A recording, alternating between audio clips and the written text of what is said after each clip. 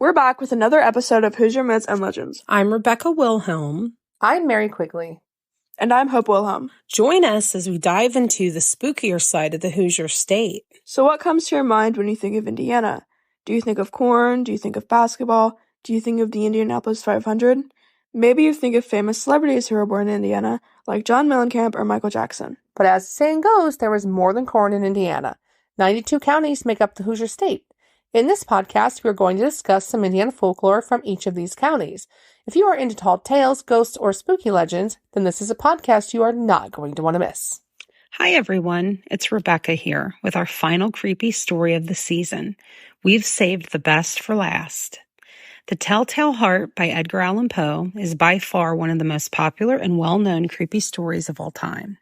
Edgar Allan Poe was an American writer, editor, and literary critic who is best known for his poetry and short stories. The Telltale Heart was first published in the January 1843 issue of The Pioneer, a literary and critical magazine. The story depicts the tale of an unnamed narrator who murders an old man. The narrator attempts to prove his sanity while describing being haunted by the dead man's beating heart. So turn the lights low, sit back, relax, and get ready to enjoy this creepy tale.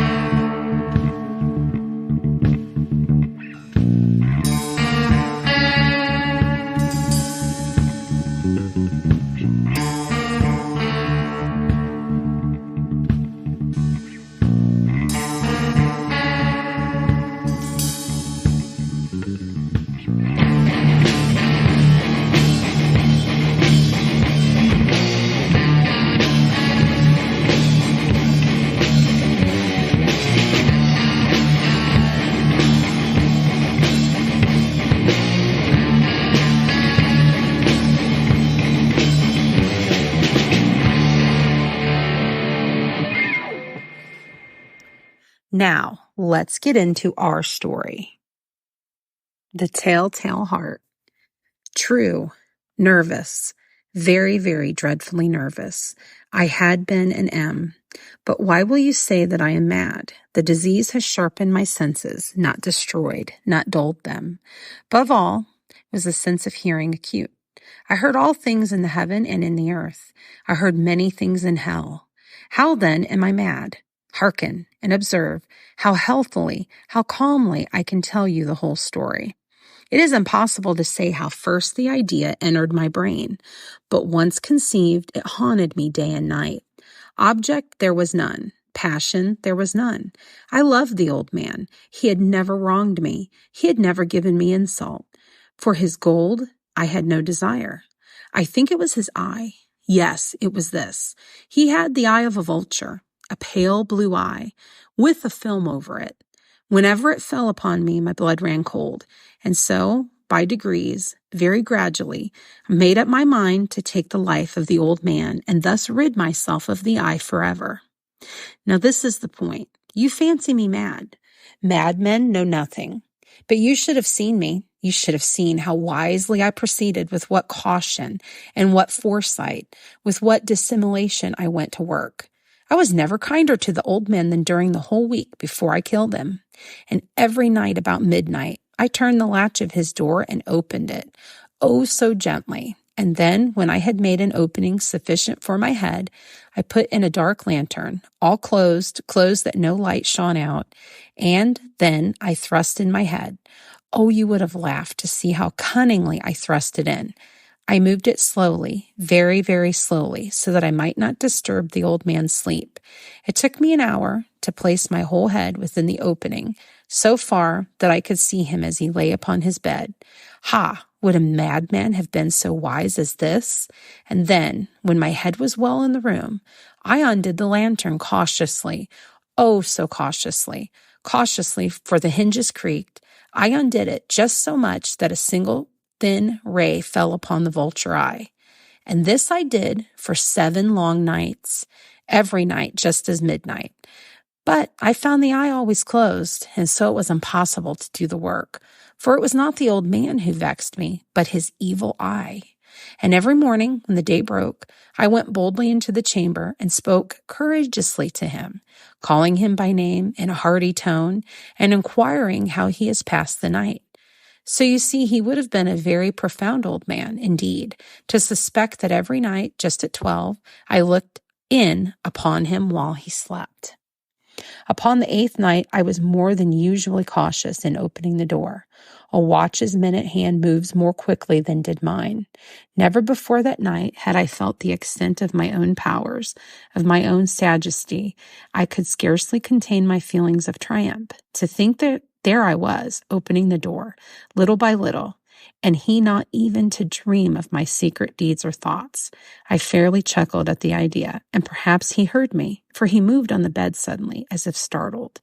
Now you may think that I drew back, but no. His room was as black as pitch with a thick darkness, for the shutters were closed and fastened, through fear of robbers. And so I knew that he could not see the opening of the door, and I kept pushing on it steadily. I had my head in, and was about to open the lantern when my thumb slipped upon the tin fastening, and the old man sprang in bed, crying out, "Who's there?" I kept quiet, still, and said nothing. For a whole hour I did not move a muscle, and in the meantime I did not hear him lie down. He was still sitting up in the bed, listening, just as I have done night after night, hearkening to the death watches in the wall. Presently I heard a slight groan, and I knew it was the groan of mortal terror. It was not a groan of pain or grief, oh no. It was the low, stifled sound that arises from the bottom of the soul when overcharged with awe. I knew the sound well.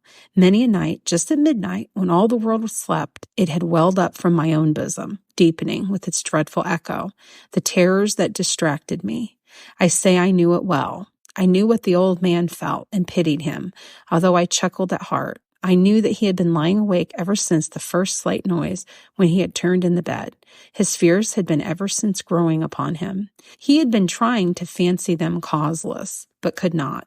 He had been saying to himself, "It is nothing but wind in the chimney. It is only a mouse crossing the floor. Or it's merely a cricket which has made a single chirp."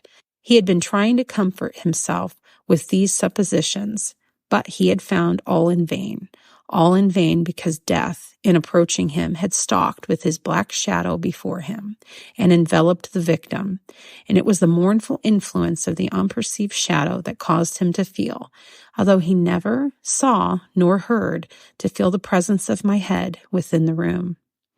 When I had waited a long time, very patiently, without hearing him lie down, I resolved to open a very little crevice in the lantern. So I opened it. You cannot imagine how stealthily, until at length a simple, dim ray, like the thread of the spider, shot from out the crevice and fell upon the vulture eye. It was open, wide open, and I grew furious as I gazed upon it. I saw it with perfect distinctiveness, all a dull blue, with a hideous veil over it that chilled the very marrow in my bones. But I could see nothing else of the old man's face or person, for I had directed the ray, as if by instinct, precisely upon the damned spot. And I have not told you what you mistake for madness is but for over-acuteness of the sense. Now I say, there came to my ears a low, dull, quick sound, such as a watch makes when enveloped in cotton. I knew the sound well, too. It was the beating of the old man's heart. It increased my fury, as the beating of a drum stimulates the soldier into courage. And kept still. I scarcely breathed. I held the lantern motionless. I tried how steadily I could maintain the ray upon the eve. Meantime, the hellish tattoo of the heart increased. It grew quicker and louder every instant. The old man's terror must have been extreme. It grew louder. I say louder every moment. Do you mark me well? I have told you that I am nervous, so I am. And now at the dead hour of the night, amid the dreadful silence of that old house, so strange a noise as this excited me to uncontrollable terror. Yet for some minutes longer I refrained and stood still, but the beating grew louder. louder. I thought the heart must burst. And now a new anxiety seized me. The sound would be heard by a neighbor. The old man's hour had come. With a loud yell, I threw open the lantern and leapt into the room. He shrieked once only. In an instant, I dragged him to the floor and pulled the heavy bed over him. I then smiled gaily to find the deed so far done. But for many minutes the heart beat on with a muffled sound. This, however, did not vex me. It would not be heard through the wall. At length it ceased. The old man was dead. I removed the bed and examined the corpse. Yes, he was stone dead. I placed my hand upon the heart and held it there for many minutes. There was no pulsation. He was stone dead. His eye would trouble me no more. If still you think me mad, you will think so no longer, when I describe the wise precautions I took for the concealment of the body. The night waned, and I worked hastily, but in silence. First of all, I dismembered the corpse. I cut off the head and the arms and the legs. I then took up 3 planks from the flooring of the chamber and deposited all between the scantlings.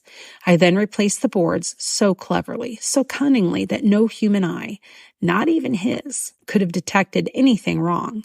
There was nothing to wash out, no stain of any kind, no blood spot whatever. I had been too wary for that. A tub had caught all. Ha ha! When I had made an end of these labors, it was 4 o'clock, still dark as midnight. As the bell sounded the hour, there came a knocking at the street door.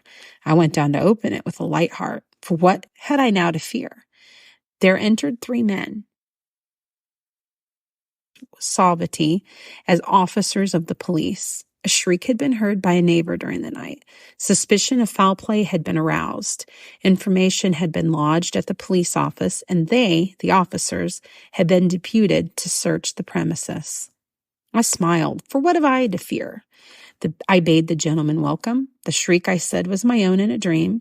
The old man I mentioned was absent in the country. I took my visitors all over the house. I bade them search well. I led them at length to his chamber. I showed them his treasures, secure, undisturbed. In the enthusiasm of my confidence, I brought chairs into the room and desired them here to rest from their fatigues, while I myself, in the wild audacity of my perfect triumph, placed my own seat upon the very spot beneath which reposed the corpse of the victim. The officers were satisfied. My manner had convinced them. I was singularly at ease. They sat, and while I answered cheerily, they chatted of familiar things. But ere long, I felt myself getting pale and wished them gone. My head ached, and I fancied a ringing in my ears. But still they sat and still chatted. The ringing became more distinct. It continued and became more distinct. I talked more freely to get rid of the feeling, but it continued and gained definiteness, until at length I found the noise was not within my ears. No doubt, I now grew very pale, but I talked more fluently and with a heightened voice. Yet the sound increased, and what could I do? It was a low, dull, quick sound, much such a sound as a watch makes when enveloped in cotton. I gasped for breath, and yet the officers heard it not. I talked more quickly, more vehemently, but the noise steadily increased. I arose and argued about trifles in a high key and with violent gesticulations, but the noise steadily increased. Why would they not be gone? I paced the floor to and fro with heavy strides, as if I excited to fury by the observations of the men, but the noise steadily increased. Oh God, what could I do? I foamed, I raved, I swore. I swung the chair upon which I had been sitting and grated it upon the boards, but the noise arose all over and continually increased. It grew louder. Louder, and still the men chatted pleasantly and smiled. Was it possible they heard not? Almighty God, no. They heard. They suspected. They knew. They were making a mockery of my horror. This I thought, and this I think. But anything was better than this agony. Anything was more tolerable than this derision. I could bear those hypocritical smiles no longer. I felt that I must scream or die. And now, again, hark, louder. Villains, I shrieked. Dissemble no more. I admit the deed. Tear up the planks. Here. It is the beating of his hideous heart. We hope you enjoyed hearing The Telltale Heart by Edgar Allan Poe. Let us know what you thought by leaving a comment on one of our social media pages. Do you know of any creepy public domain stories we should share? Or are you an author who would like to share your work on our podcast? We would love to hear from you. Please send us an email to HoosierMythsAndLegends@gmail.com. We may use it in a future episode. Let us know if you wish to remain anonymous.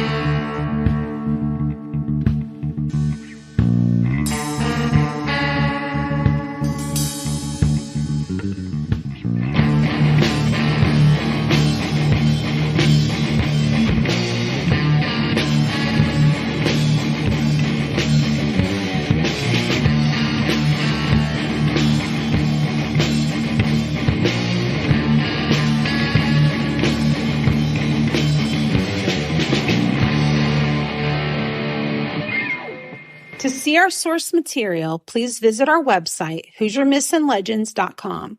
Please find us and follow us on Facebook, Instagram, TikTok, and now Twitter. Hoosier Myths and Legends is a Quigley Productions podcast. Our theme song was written and recorded by Wet Blanket. The song title is Taxidermy Race Car. As always, stay spooky.